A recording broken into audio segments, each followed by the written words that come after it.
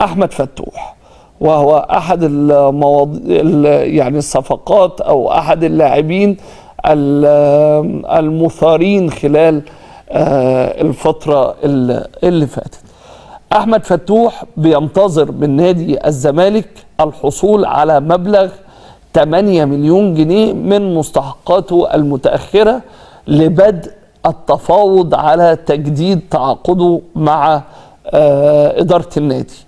أحمد فتوح تلقى عرض من مسؤول بارز جدا في النادي الأهلي قبل طبعا خوض البطولة العربية، وعقد جلسة مع مسؤول داخل النادي الأهلي في التجمع الخامس، وعرض عليه 25 مليون جنيه في الموسم، إلى جانب منحه 5 مليون جنيه إعلانات في حالة توقيعه للنادي الأهلي.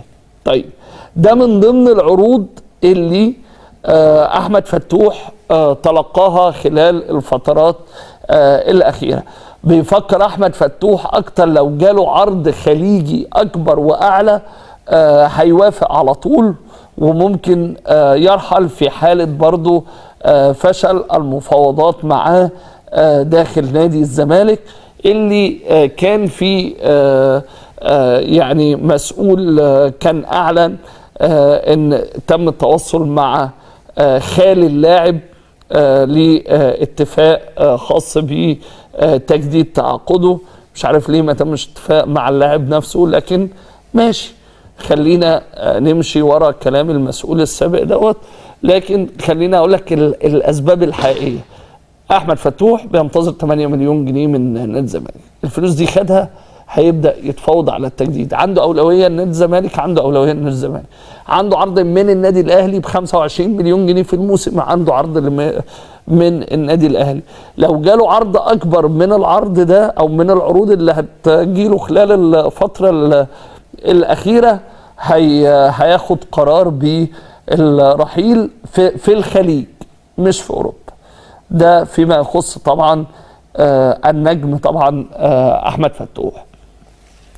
ما يخص رمضان صبحي، تلقى نجم نادي بيراميدز تلقى من شهر عرض من احد الانديه التركيه الكبيره، وبدا وحصل كونفرنس مع المسؤولين في نادي بيراميدز للتفاوض على رحيل رمضان صبحي، في الوقت اللي مسؤولين داخل نادي الزمالك ورجال اعمال داخل نادي الزمالك عندهم الرغبه واتكلموا مع وكيل اللاعب في امكانيه انضمامه لنادي الزمالك، والى جانب ان هم بداوا يتواصلوا مع، قلت لك قبل كده ان في رجل اعمال عربي ابدى استعداده لتحمل صفقه انتقال رمضان صبحي من بيراميدز الى نادي الزمالك خلال الموسم اللي جاي.